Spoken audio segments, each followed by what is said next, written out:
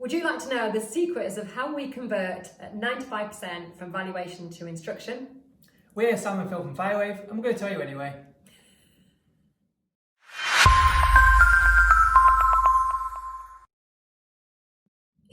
Hi and welcome to another Whiteboard Wednesday, and today we're going to tell you all about Legend, which is our legendary conversion formula.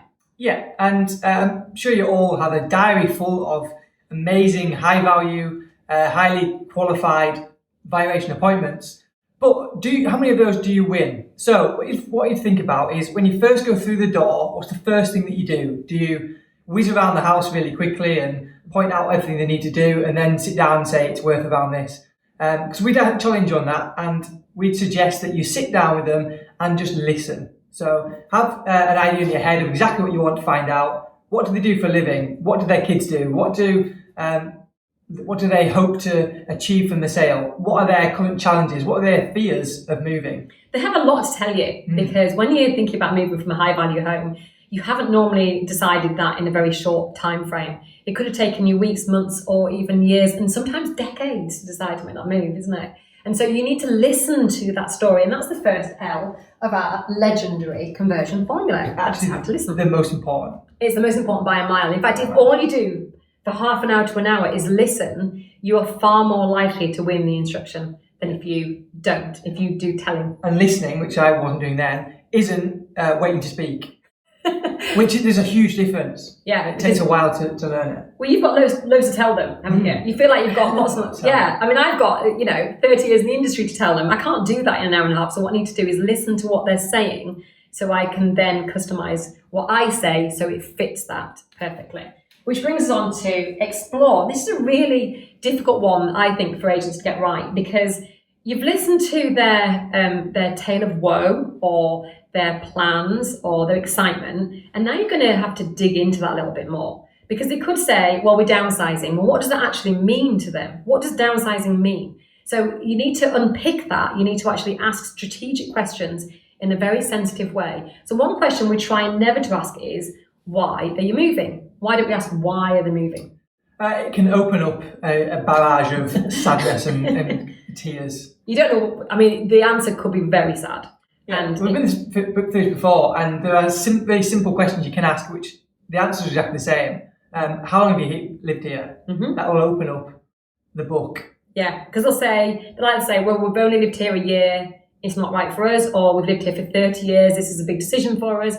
So when they answer, the chances are the next piece of information will be key for you. Yeah. So that's a really simple question to ask. And then that leads on to, so we've been here 20 years, our kids have left, or where have they gone to? And then you can start talking about the family and build a rapport before you talk about the house, which is actually the least important thing you're there to talk about. Yeah, it's not about the house.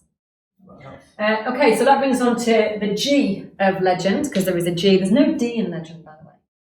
Well, there's no D in the middle, I should say. There is a D at the end. And that brings on to gap. So what's the gap? What we're talking about there? It's A, where they are right now, sat opposite you on the table, and B, their beautiful new home somewhere. So how can you take them from here to there, and how can you be the only person that can do that? Yeah, and you're the only person that can do that, not because necessarily your abilities are better, but because you've listened more. It's not a sales pitch, it's an understanding time. Exactly right. It's a real connection, isn't it? And you can feel when you've got that connection. If you've asked the right questions and you've got the right rapport, you can feel it. There's a flow between you.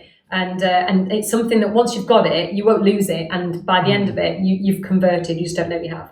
At that point, that's when we look around the house. And we say, okay, let's have a look around. And we try not to put too much emphasis on the house itself. And that is actually counterintuitive, isn't it? Because a lot of people think that that's where you're going to spend most of the time talking. Yeah. What you want is maybe 3 things that you can suggest that they can upgrade. Not necessarily work or decoration, but some little things that they can do to improve, because the chances are no one else would have suggested them. And it makes sure that you are still focused on the house while still taking in their needs into consideration. So we don't take around any notebooks, anything like that. We ask if we can take pictures of certain things just to still show his interest, but we're still talking about them and how they use the house. We're not talking about the sale as such. Yeah. And so one thing we do that's very important is we always ask permission to share that with them. And because we've learned from experience, we normally start off with something very, very small. So if you say, how about moving that cushion from there to there? And they go, oh no, not that cushion. Then you know that you probably shouldn't mention that they need to change the carpet. So it gives you an indication of what you can and can't say on the way around. That's very important. Okay, so that brings us on to, you've gone around the house, you've sat down, you've understood their needs, but now you need to either educate, that says educate, or explain. You need to talk about how you fit into those plans. But telling isn't selling. So you still need to do that in an asking way. And that's where a bit of skill comes in, isn't it? It's almost like a coaching relationship at that point. It's a matching as well. So everything you found out here in Explore, you're now positioning what you can do to match it. So you said this, well, we do this, and that's how that will work. Your concerns are this, we do this, and that's how it will overcome your concerns. So you're just matching everything that the language they've used with yours. So try and match the literal language. So sometimes we get people that say showings instead of viewings. Try and match that language with your language, which is quite difficult. It is quite difficult, especially when it's not natural to us. And if they've been on the market a while, they might say something like, we haven't had enough footfall. And you kind of want to go, do you mean you haven't done enough viewings? But you just got to go with it. Go, well, what we want is footfall. And they go, yes, we do. That's what people do. So this bit is much shorter than this bit. This bit can take an hour, hour and a half easily. But here is much, much shorter. So you're going to just reiterate what they've said they wanted and also just recap on their needs. So you've said, okay, so you want to move by Christmas. That means that we need to be doing this by this date. So you're recapping on the needs to make sure they understand that you've understood them. Yeah. And lastly is the decision. Now, we don't always do this. It depends on the type of character that you're coming up with. But if you feel it's appropriate and it's the right time, then we would say, look, today's Monday. We'll give you a couple of days to make a decision. Let's say Wednesday, we'll give you a call Wednesday, 2 p.m. Does that suit you? And they'll either say, no, we'll make a decision today, or yeah, that's absolutely fine. And then make sure you call 2 p.m. on Wednesday, exactly. To get their decision, and that's what they're expecting to give you. What we have done on lots of occasions, actually, we've actually said to them, have you made a decision? Would you like to go ahead? Because if you get a good rapport, they're ready there and then. But obviously, if you've got to come away, because we only sell unique homes, and that makes the valuing on the spot really, really hard. In fact, we've learned not to do that in the majority of cases.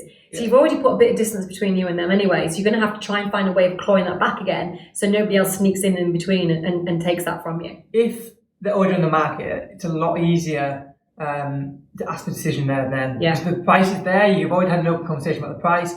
And actually, I'd say 9 times out of 10, they would have already indicated or told us they were going to go ahead. Yeah, exactly that point. But if it's not already on the market, that's when you've got that gap issue. So that's when it's really important to arrange to phone for their decision. So that's what they're expecting to give you.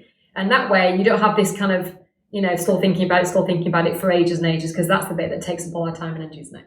So that's legend. Something to try yourself. Put legend on the left-hand side of a piece of paper and then just make notes against it in the valuation appointment. So don't take one of those value sheets with lots and lots of information to fill in. Give yourself a bit more free format and just try legend. We share advice and tips like this with our FireWave members, completely free of charge. So if you'd like to know more about being a FireWave member and everything that is entailed in that, just go to fire-wave.co.uk/start. Find out, first of all, if your area is available and book a call with one of us. And we'll have a chat with you about whether we're a good fit and where to go then. So look forward to speaking to you soon. Bye for now. Bye.